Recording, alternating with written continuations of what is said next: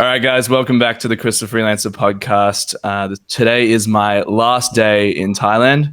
Been here about 40 days, and I have a special guest with me. I've got Riley Bennett, former collaborator. Obviously spent a lot of time in Thailand, so we've been meaning to catch up. We just, for some reason, we passed by each other a few times on this recent Thailand trip. But Riley's been staying in Thailand for a lot longer than me, so I thought it'd be good to have his perspective on this topic. Welcome, and good to speak to you again. Yeah, good to see you, man. I just thought in this episode I'd recap the experience of being in Thailand, especially post COVID, because I've obviously spent a lot of time in Thailand well before COVID started. And this has been my first experience, since the pandemic. Mm-hmm. So first off, as I mentioned, I've just been here the last 40 days. You just told me that you've been in Thailand the last 8 months. What's life been like in Thailand from your perspective? It's been great, to be honest. Basically the one main thing. Well, the two main things that are different is nightlife closes at 11 or 12. Early on, it was 11. Well, during the thick of the pandemic, it was no nightlife. But I was mostly in Europe and Bali for that. But these past 8 months, I would say past year, nightlife has been open until 10. And then in the past 4 or 5 months, many places are open until 12. So that's the main thing with COVID, right? Is those hotspots, the nightlife, they close it off. So that's the one main thing. And then second main thing is masks. So in Bangkok, everyone in public is wearing a mask. However, down south here in the islands, almost no one wears a mask except in 7-Eleven. It's so crazy, isn't it? I go to Koh Phangan and number one, people are wearing face masks and not helmets while driving along the street on an open road. It just does not make any sense. And then I was like, okay, because, I can go into restaurants and not wear them and drive down the road not wearing it, surely the 7-Elevens will be chill. Not go into a 7-Eleven in Koh Phangan and they're like, mask, they're chasing you. I actually had this experience where it started pissing down rain as I was trying to drive somewhere. I had this 10-minute drive and it was raining like crazy. And I was like, shit, I'll jump into the big C, quickly buy a raincoat. And as I get in there, I'm like, oh shit, I don't have a mask. So I'm there drenched, completely dripping wet. And I'm like, I grab the raincoat and she's like, where is your mask? And I'm like, I don't have a mask. Can I just buy this raincoat and get the fuck out, please? Yeah. And she's like, no. And then she said to me, no mask, no purchase. And I just was like, I'm ignoring that. Look, I'm drenched. And then luckily the checkout cashier lady actually served me and I got out of there. But it was definitely annoying, the mask thing in Bangkok. And then the fact that you have to wear them at 7-Eleven, it's just not a thing that I'm thinking about, Yeah. It's the only time I just keep it in my motorbike or whatever. These big corporations have their strict rules, but other than that, in restaurants, I do not wear a mask day to day down here on the islands. Yeah. Yeah, nice. And so those are kind of just the two main things. And then kind of the positives that came out of that is where do people go, after 11 and 12, people who are going out, you look for after parties. And so we happen to move into this big fucking penthouse in Bangkok and splitting it between a few guys. And that just became one of the popular after party destinations over the 6 months. And so we know some DJ friends, and so we're everyone's because we've been based in Bangkok past 4 years, and so everyone's what after party, can we come to your penthouse? Okay, oh, you DJ, okay, there's no clubs after there, nothing to do, okay, come play at our place. So some DJ friends start to come, and then people see it on Instagram, and so we had this big actually housewarming party at our penthouse and like ended up being like 100 people showing up, and like almost got kicked out like right then and there. Yeah. But anyway, so it's basically been an after party vibe, for the past 6, 8 year plus. And same thing with down in Phuket. Things have closed at 12 pretty much. Up until the past like 3-4 months, now clubs in Phuket are open till like 2, and there's this one huge place in Phuket called what's it called, Bay Hill, that's now open all night for like the past 3-4 months. So totally open. But anyway, so in our penthouse spot in Bangkok, we used to have just DJs to come, DJ at the after party. Then we're like, fuck it, we got to get our own DJ deck so they don't have to like haul it up every time. People can just come and DJ. And so now I have the DJ thing at my house, and then by popular demand, when there's no DJ, I just start getting on there. So now I'm learning to DJ. And so for the past like 4 months, I've DJed like a dozen or more house parties. Yeah. And so thanks to COVID, now I'm like a house party DJ. So that's one positive thing that's come out of it. So that's been fun. I know you're into music too. Yeah. When I saw, I saw all your live stream DJs. Yeah. Yeah, I remember DMing you because you were playing like the house music that you like to play and listen to is the kind that I like to listen to as well. Oh, tech house, love it. Yeah, it's so good. But I've struggled to kind of like find like where that music exists in Thailand. I've got a few recommendations for clubs in Bangkok or whatever. Sings, I think, was one of them. Yeah. But I can be quite particular when it comes to like my music taste. Yeah. But yeah, moving past the nightlife for a second, I wanted to talk like about entry requirements for new people. What I did a month ago, they had the test and go scheme. So I had to basically, there's this thing called the Thailand pass for the people listening. And it's basically, I actually got rejected from the Thailand pass twice. And what I realized about the Thailand pass is it's just making sure that you have all your documentation. So like, I was like worried that I was going to get rejected. So what I did was I basically didn't book anything and tried to fill out the Thailand pass and then book. So therefore, like I wasn't, spending money and then getting rejected. But I realized like I had to do all that stuff. The whole Thailand pass was just to ensure that you had everything booked. So I had to get COVID insurance. That was the main thing. Be vaccinated. It's not necessarily you have to be vaccinated, but it just makes it easier. And so for vaccinated people, all I had to do was test and go, which was one night at a hotel where they like tested me, and the next morning came back negative and I was free to go. But I did some research, and like the process now, I like saved a little bit of a link here. The test and go has been removed, and it's just looks like it's just the COVID insurance and being vaccinated. Still need to fill out the Thailand pass and have COVID insurance, but that's it.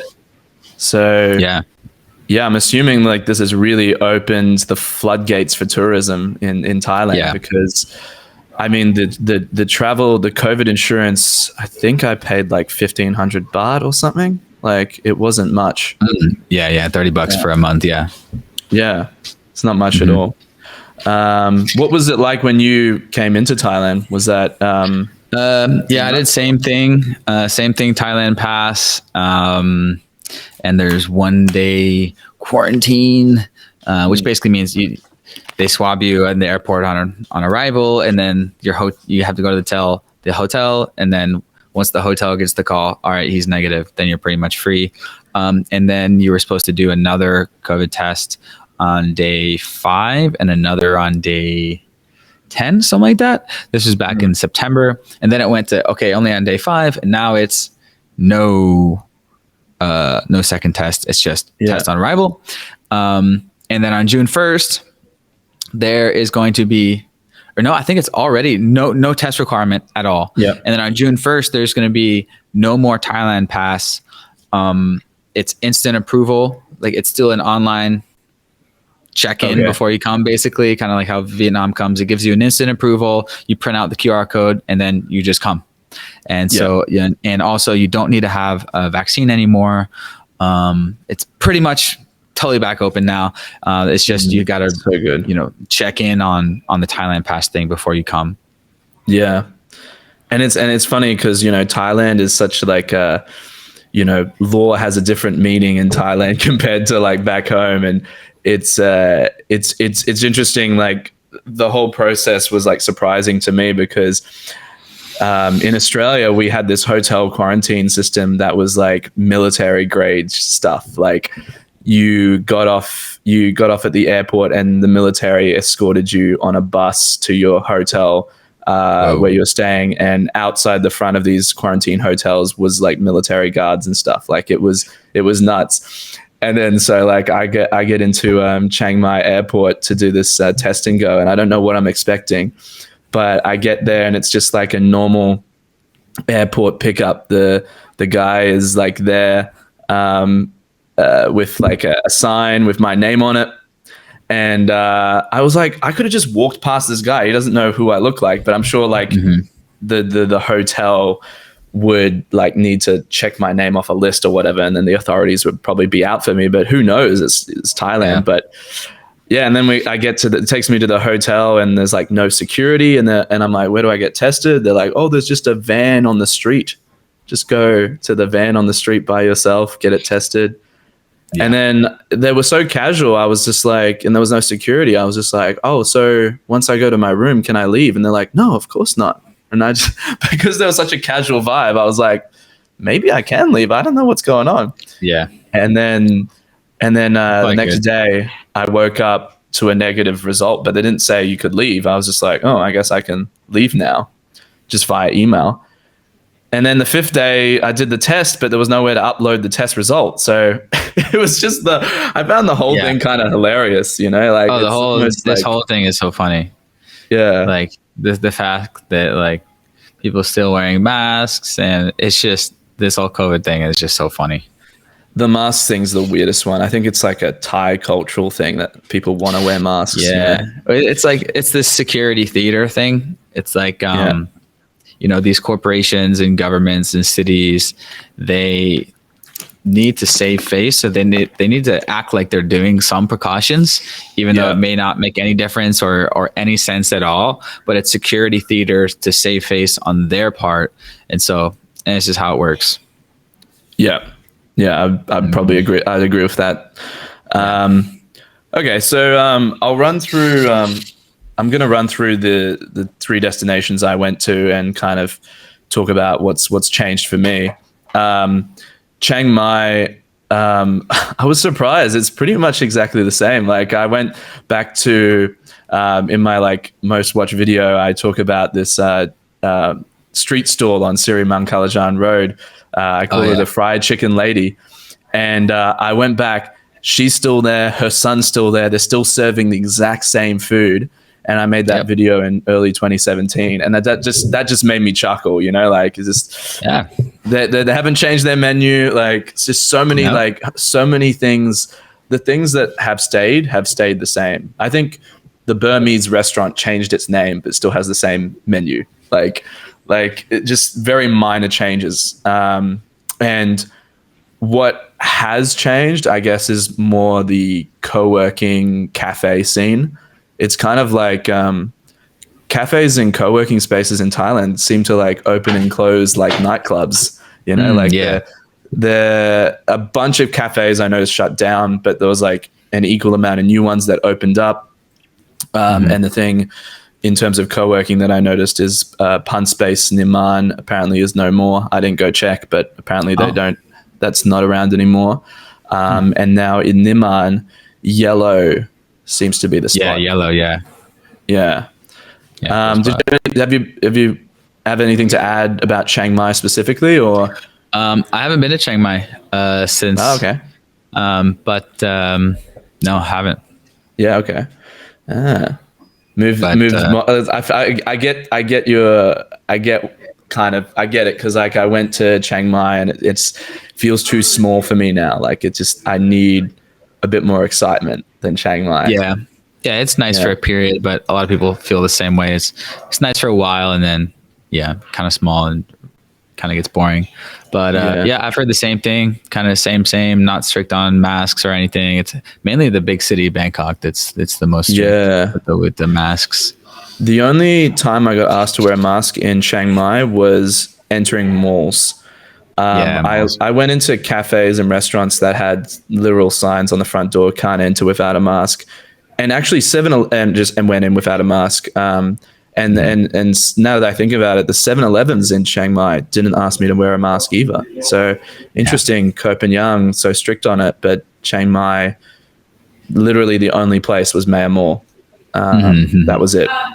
Yeah. And then like it really hit me in Bangkok because so I was staying at this hotel that was next to a mall.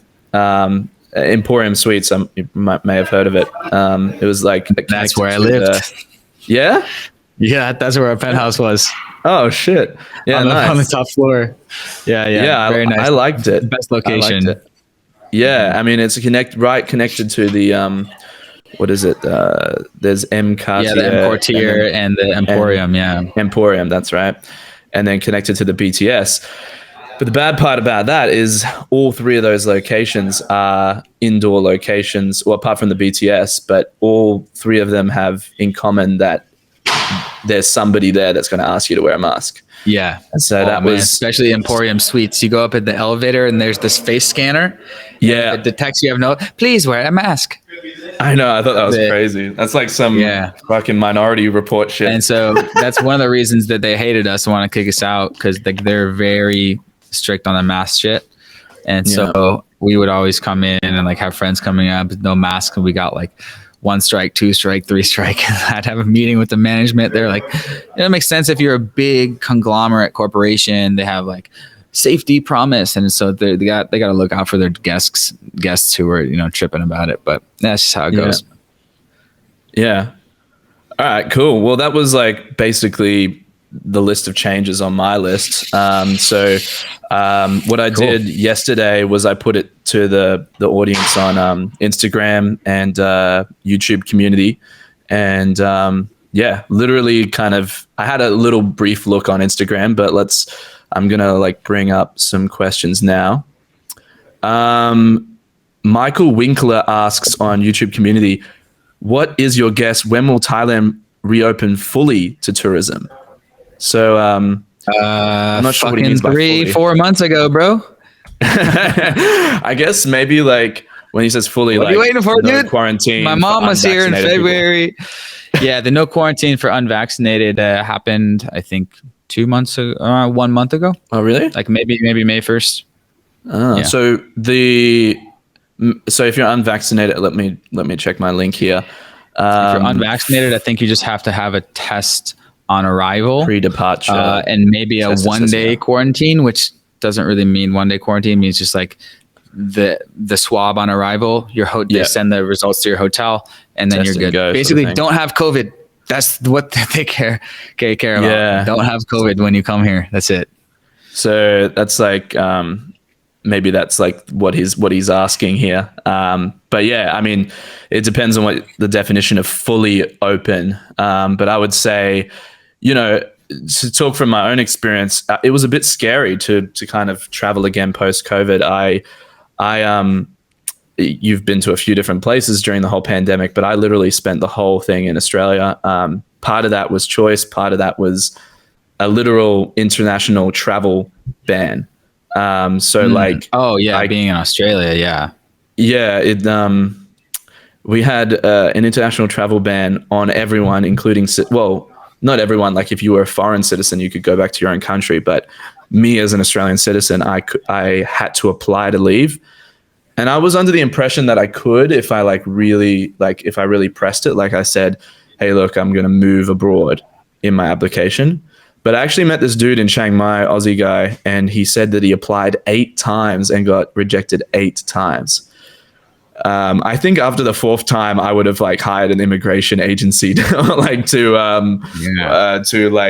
help me craft my application, because maybe he was making the same mistake 8 times. But yeah, the point is, a lot of the vibe in general, my own feelings, and like the actual system made me reluctant to travel. And so I kind of was like, I actually watched this like horror video. No, it wasn't horror video, but like I watched this video about a horror story about, it literally said, don't come to Thailand in 2022. And this guy basically, I think he did test and go, but he tested positive. And so they're like, he was asymptomatic, so he didn't have any symptoms. And they were putting him into hotel quarantine, and he was just, or like take him to the hospital. He's like, don't take me to the hospital, I'm not sick. And they're like, oh, okay. And they're like, they didn't even know what to do, like with the situation, because he clearly wasn't sick, but he tested positive. And so I was quite nervous to like go through the whole thing. And when I had to go do all these steps for Thailand Pass, I was like, oh, is it worth it? Maybe I put it off. But what I will say is like, I was definitely happy I went through the process and everything went smoothly. And after that one night, everything felt back to normal. The only thing is like these places are a little quieter than they once were, I'm pretty sure, and the mask thing. But otherwise, it doesn't feel like I'm in a pandemic here. You know? Yeah. No, I've never felt like pandemic. It's just the little thing with the masks, and then if you like to go out, nightlife's going to close at 12, and so there's been in Phuket, there's gazillion villa mansion parties going on. You just gotta know people, and then actually in Phuket, pretty much the whole time there's been this one club that's been open until like 2, 3, whatever late, called fucking King Kong. And so there's certain clubs that like have deals with the police, and that's kind of just how it goes. And in Bangkok too, for the past 6-7 months, there's been like a couple places, a couple clubs in the city. It's millions of gazillions of people. There's going to be some clubs that pay off the police or whatever to be open a little bit later. So there always has been that. But in Bangkok, there's after party house parties, condo parties and stuff like that. So that's pretty much the only difference. Gyms and everything has been fully open and normal for the whole time. So yeah, I agree. It hasn't really felt different. Yeah. Okay. And just out of curiosity, are you in the Rawai region in Phuket? Is that where you're based, or? Did you say Rawai? It was getting choppy a little bit. Yeah. We got a place in Rawai for the past 6 months up until this week. Now we just moved to Kamala. Okay. Yeah, because I've always had bad experiences in Phuket, but it's because I found myself stuck in Patong twice. Yeah, get out of so there. I know that there's a better side to Phuket. So I've got to give it another go at some stage. I know that. Yeah, check out Rawai. It's like the closest thing to Canggu that I've seen in Thailand. It's like, if you saw my Rawai video, it's basically the summary of it. It's like a Canggu 5-10 years ago, much smaller. For example, there's 3 co-working spaces in Rawai compared to a dozen or 2 in Canggu, and maybe like 10 really nice work cafes in Rawai compared to 100 in Canggu. So that's the way to summarize it. Yeah, nice. Yeah, sounds like I definitely need to check it out. Yeah, it's great. A lot of Muay Thai people there, vegan spots, and the whole kind of work remoter vibe. Okay. I've got a question here from Sharaf. Has COVID affected the overall cost of living in Thailand? I think that would be more a question that you could answer, Riley. Yes, favorably, actually. So we were able to get COVID discounts on all of our Airbnbs, as low as half off. Wow. So as I said, one of my early videos when I got here, come now, because stupid deals on Airbnbs. So I have a few episodes of Airbnb cribs you guys can check out on my channel. And so the prices are getting back up to normal now, but back 6 months ago in that range, it was crazy deals. Yeah. No, I remember because I was in Bali last before the pandemic hit, and I remember like video calling some of my friends there, and they were like staying in like 5-bedroom houses and stuff, like for like the cost of what they would pay for like a 1 bedroom, Yeah. Yeah, so like, I would assume due to less tourism, like less demand, the cost of things would go down. But that's probably going to recover very soon, I'd say, right? Because Yeah. I think there's like a subset of the market, the tourism market, that are like my dad, who are like, oh, the whole COVID thing has scared me from traveling because, like, what if I get sick with COVID and I'm in Thailand and the hospital system's not as good and all this stuff. But then there's like majority of people that have been waiting to travel for years.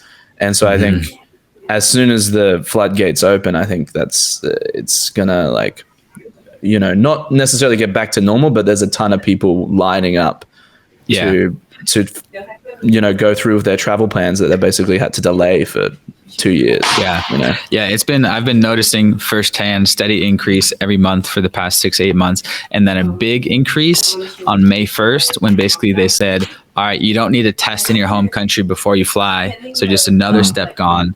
And the full moon party being a good measure of that. The past 2 months have just been absolutely packed, pretty much back to normal. Absolutely freaking packed. Did you end up making it down to the full moon party? Yeah. So was that level of attendance like normal attendance, like pre-COVID sort of levels? I was there in 2017, and I don't think I could say normal, but enough for the shots that I got. There's like huge seas of people around the main stages, but not quite normal, maybe half of normal, but still, that basically just means, because it's like a long beach, so everyone's just concentrated on like 5 main stages instead of normally maybe it'd be like 10, and so it's still a humongous party. Yeah. All right. Next question here. This is a bit of a weird one, so I don't know if we're going to be able to answer this. He has like a 2-part question from Alta, and will I be able to immigrate there with my 2 cats? Do you have any idea the answer to that? I don't know. We could Google. Can you immigrate to Thailand with cats? You must obtain a permit from the livestock department for your pet's approval. Licensed office 60 days. Any live animal need import permit. So check that out there. The power of Google, guy. Thanks for good question. And his second part of his question: what types of natural disruptive phenomena, I think he means natural disasters, Thailand is prone to aside from tsunamis? I have never experienced any natural disasters in Thailand before. I mean, probably the main one. There's flooding. There can be monsoons. Flooding, of course. Flooding is probably the most common that you see. Like I heard last week, there was a big downpour in Bangkok, and you'll see some streets flooding. We all see it in Chiang Mai and places. Yeah. But usually that's not going to affect you. Extremely hot sun that's going to sunburn you. I wouldn't say that. I mean, if you're worrying about that, I mean, then just stay at home. Is your best bet. Yeah, there can be an earthquake in any place in the world, pretty much. Yeah, and I mean the flooding is probably a lot of it I'd assume would be due to like town planning and like not good sewage systems and stuff like that, right? Like there's certain situations where like parts are flooding here and they just don't need to. Like if they had a better, like right there at Soy 24 at Emporium, I've seen a couple years ago. It was just like motorbikes look like boats going through. Yeah. All right, I'm going to switch over to the Instagram questions here, which I have quite a few, so might just move a bit quicker through these ones, if possible. Raphael asks, how is it there this time? Are many closed? He didn't say many what, but I guess the essence of the question is, is a lot of stuff closed that was previously opened due to COVID. And I'd say from my experience, I haven't noticed like a lot of things closed that should be open. What's kind of your experience with that? Yeah, when I got to Rawai, last September, so I'd say last quarter of 21, in Rawai, it was like maybe half of shops and restaurants were closed. And that kind of is expected, right? Because it's like 10-20% of the normal tourist. And then steadily every month, that's back open, that's back open, that's back open. And so I would say currently maybe 80-90% of shops and restaurants are back open. And so but gyms, okay, I have noticed like, so there's a lot of Muay Thai places in Rawai, and maybe a chunk of them were closed because there's just not that much demand. But the most popular places have been open the whole time. Yeah. Okay. Next question is, as a percentage, how many tourists do you see compared to pre-pandemic? Yeah. I'd say it's over 50%. I'm not sure. I'm not great at estimating these sort of things. Would you be able to put a rough percentage on it? I've been thinking about this a lot. Like, and so just base it off I just Googled it. Like my feel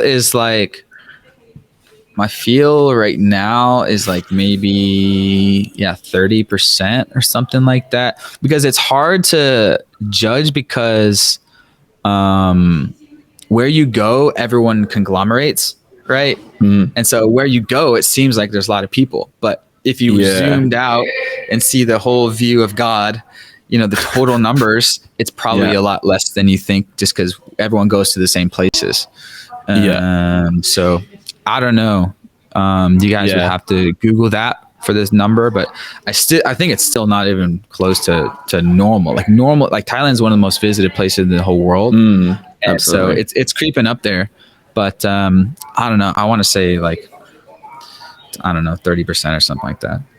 Oh, okay. Interesting. That's my guess. Yeah. Next question is about masks indoors and how intense they are about it. We've kind of already covered that. Bangkok, very intense. Chiang Mai, just the security guard at the mall. In my experience, Koh Phangan, just 7-Elevens. Phuket, similar thing, just 7-Elevens. Yeah. Just Sevies. Yep.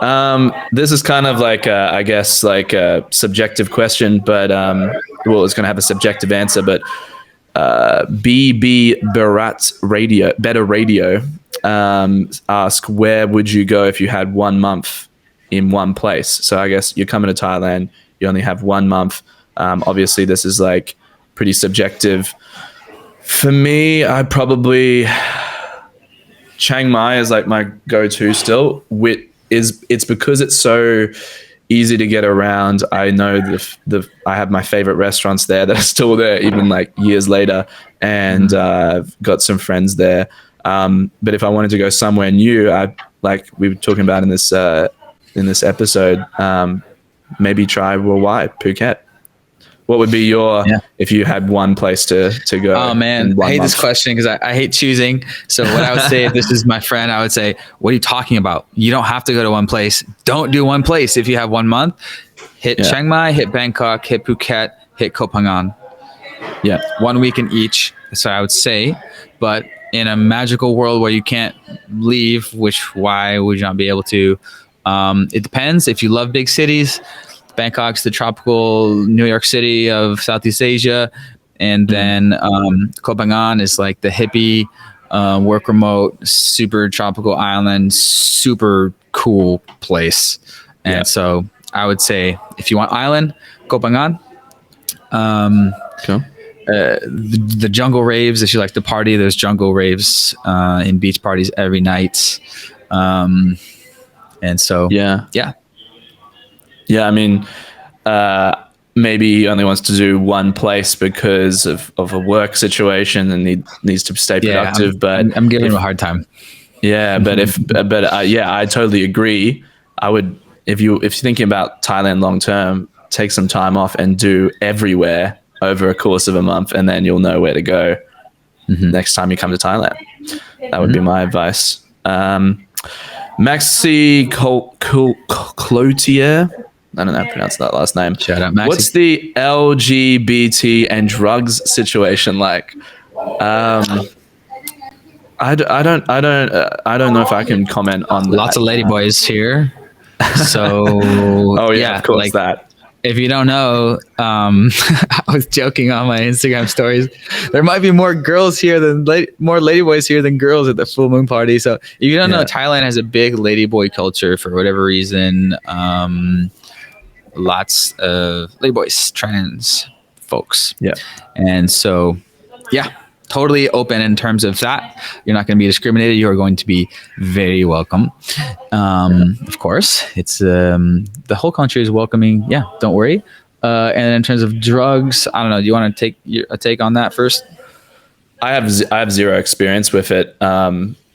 The funny thing with drugs is it really depends on your culture and different, because there's different cultures around the world.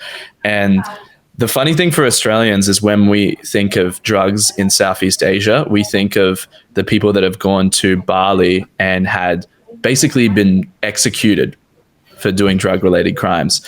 So like from the Australian perspective, I'm just kind of like, okay, I'm not touching drugs in Southeast Asia kind of thing. Like I don't even look into it. I don't know if there's anything you want to say on that or...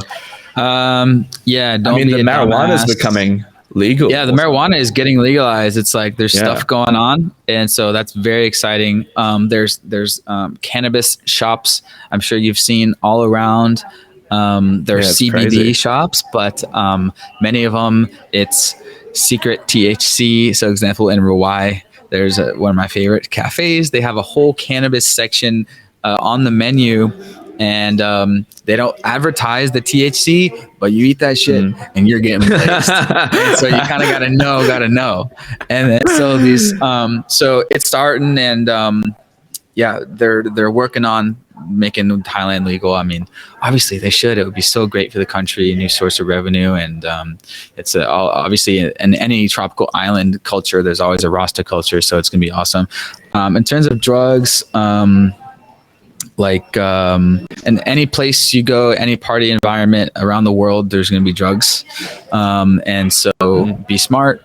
In general, like if you get stopped by the police, which is very, very rare.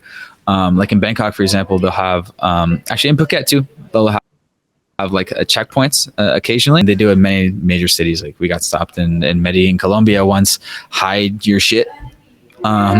Be smart, hide your shit. If you get caught, you're gonna have to pay money. Okay, that's basically it. If you don't have the money, then they're gonna take you to jail, and then basically until you can pay the money. You're not gonna get executed unless you're trafficking. But that's generally the story in any developing country. You're gonna have to pay. You're gonna have to pay the cops off. So that's what I've heard. You go to any party environment, any club, beach party, jungle rave, and people are doing drugs. That's what humans do. Yeah. And so just be smart. Good advice. My mate Zach Young asks, do you expect another lockdown in winter? And I think we can extend that question to, do you expect another lockdown in general? Like it seems like we're out of the woods now. But like, what is your perspective on that? Do I expect another lockdown in winter? Well, let's fucking hope not. I mean, Jesus, I'm not Jesus, but I may, I hope not. Fucking hope not. Jesus. That would suck. Yeah, I mean, there would have to be, I think for that to happen, there would have to be a new variant or virus that comes out. Right? Yeah, because Omicron is weak and it's weakened even more, and it seems like we're out of the woods now with this pandemic, but of course anything could happen. Yeah. All right, so I've got a few double up questions here, so I'm skipping over them. Um, this should be a quick one to answer. Flying from London to Bangkok, best way to get to Chiang Mai, flight or train? I would definitely say fly. It's cheap and it gets you there in an hour. And I think the train is like 12 hours. Some people like to do the train out of novelty. I don't know why. I would hate to spend 12 hours on a train when I can just take a cheap flight for an hour. Like, yeah. Best way to get around Thailand is fly. It's around like maybe 2,000 baht. You can get, if you book in advance, maybe $35. Yeah. A little over 1,000 baht. From Bangkok to Phuket. I've been noticing around 3,000 baht, like $100. Same from Phuket to Samui, the easiest way. So I always just fly. Yeah. Same guy asks, moving to Chiang Mai for 1 month and want a nice place, Airbnb or something else. I've talked about this in the past. Like, you can like book one night and then roam around. And I mean, this is what's happened. This is my experience in the past, like 2016, 2017. You could just walk around and move into an apartment by going into different offices and move in that day. Ever since, I've been just using Airbnb, because even with like a 20% premium, it's just so much easier for me to do it in advance and it's still cheap. Do you know anything? Have you heard anything about that, Riley? Or that's the classic 4-hour work week tip. If I'm doing that, book an Airbnb for 2 nights. Make sure you like it. Make sure it's good. Make sure you like the area. And then if you want, extend or switch it up if you want to try a new place. Cool. So that can be hit or miss. Like, a couple of times it's been like, oh, you have 2 nights, but you try to extend. Oh, sorry, now it's fully booked. But yeah, that's normally I wouldn't go to like a new place I want to check out and book like a week, unless it's some like epic villa, of course. But if it's like some hotel or something, somewhere you want to scope out, I usually do 2 nights. 1 night. Okay. I've noticed 1 night, if I book 1 night, sometimes we'll check in really late at night, and it's like you got to check in right in the morning. It's like, I've been here for less than 12 hours and I got to check out. Excuse me. So I normally do like 2 nights. I found that's good. Okay. Joseph asks, anything specific to know about flights? I would just say they ask you to wear masks on planes and at the airport. That's it, really. Yeah. Planes, you got to wear a mask. Which sucks. I have traditionally got one of those basically sleeve covers things. It's not a mask, but it's like a pullover kind of like tube thing, much more comfortable. Because on those long flights, if you have a regular mask over your ears start to hurt. Yeah. Okay. Or like my flight tomorrow, so I might have to look into that. Or I have headphones like this, and I put the mask around the headphones, so it's not touching your ears. Good tips. That's a good little hack there. Figure out a way. Or like my mom literally has this product. It's called the Seat Sleeper, and it straps around your head and around the headrest, and so it kind of secures you in, and so you don't bob. So when you fall asleep, your head doesn't bob like that. And I always use that. So you can check it out on Instagram at Seat Sleeper. And so I guess what I'm getting at is you can also put it over your mouth. Or what I've also done is put the Seat Sleeper over my eyes, so it covers your eyes black, and you can rest real nice. And then I'll have an eye mask. One of the regular eye masks. It straps all the way around the back of the head, and I have that covering my mouth, so it's more comfortable. Or like get a face mask thing with where you can buckle it, a little attachment where you can buckle it behind your head, so it's just not pulling on your ears. That's the only annoying thing on flights. Okay, wow. Yeah, you've really thought about this. I've just been like, okay, I'm on a flight, put the mask on. Yeah. But yeah, you've definitely flying a lot. You could probably do a whole video on that if you haven't already. Yeah, I should. Promote my mom's product too. Put that on the list. Angel here asks, how have the most popular tourist spots evolved after COVID? I mean, this probably, I don't know how we can sort of answer this question. They're bigger, better. Everything's better. Come now, guys. Everything's better. Yeah. It's, I mean, my experience is like, it's similar to like, well, I went to out of those. So Khao Sun Road was pretty busy when I went there. Koh Phangan is like, I remember it, maybe less busy. So yeah, I think it's really just the pandemic hasn't drastically changed anything, at least in my perspective. It hasn't. Nick asks, do you meet a lot of 40-plus-year-old nomads? I'm going to keep this specifically to Thailand. Yeah, I'd say like I meet. You going to cafe? I wouldn't meet. I don't typically meet many people past the age of 45 who live this lifestyle. What about you, Riley? Do you meet many 40-plus-year-old nomads in Thailand?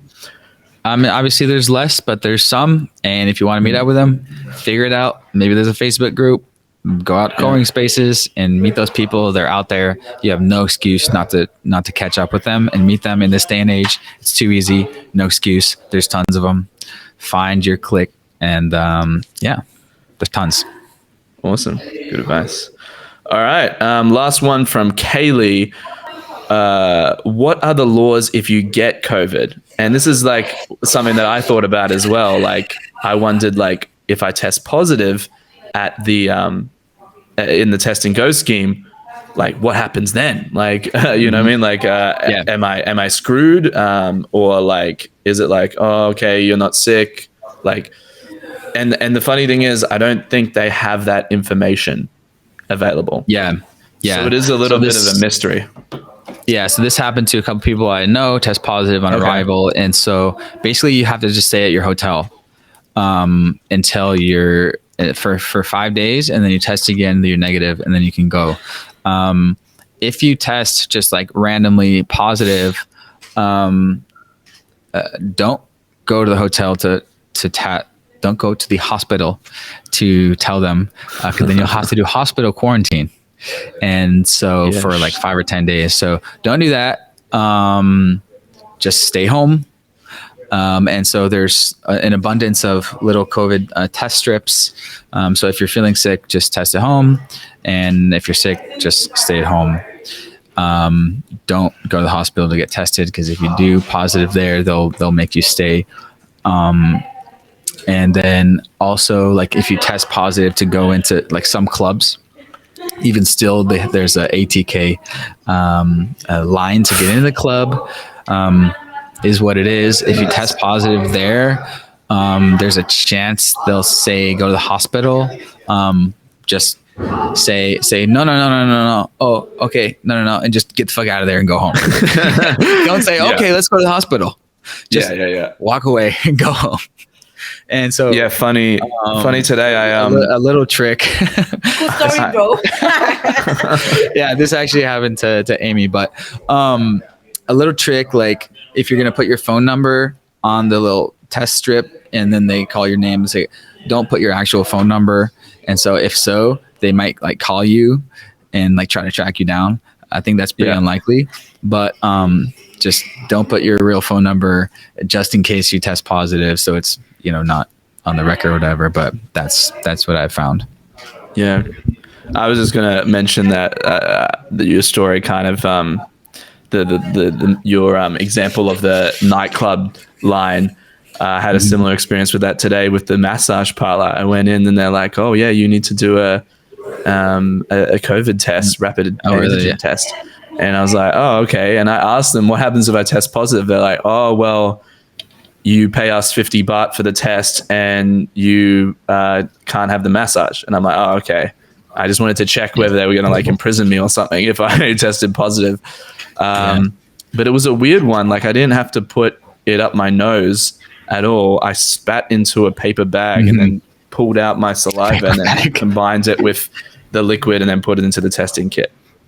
Yeah. So I don't know how accurate these things are. It said wait 12 minutes, and I was like a few minutes into the wait, and they're like, oh, there's no sign, there's no second line coming Yeah. up. Yep, you just go. Like It's all security theater. Like they don't care. They Yeah. just want people to come into their business, and they just have to follow the rules though of the establishment or whatever. So everyone wants you to come. Obviously, if you are sick, obviously don't go and mix it around. But yeah.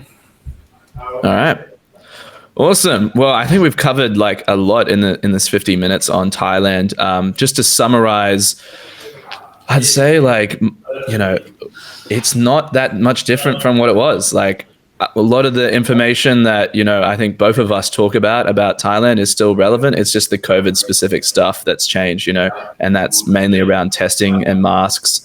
And yeah, it's not as busy as it once was because, as Riley looked up, the tourism numbers are lower. So, but there's nothing drastically different that I've experienced in Thailand. Still a great option. I'd still recommend it for like new people. Like it's still a great country to get started. And for people that are established as well, like Riley. So I think we'll wrap it up there for the Thailand post-pandemic section. Yeah, thanks for jumping on and helping out on this podcast episode. Anything you want to shout out, or like you've got people watching on YouTube can see your Instagram handle there. I went ahead and just made it live on YouTube, and I think people are liking it. Like over 20 people here. I just noticed that. I was like, fuck it, make it live, dude. Just like, why not? And so, that's Thailand post-pandemic summary. Everything's open. My mom and Parker's mom came in February. They're loving it. Everything fine. So come. Like if my mom's coming, like what are you waiting for? And so it's totally open. Come on down.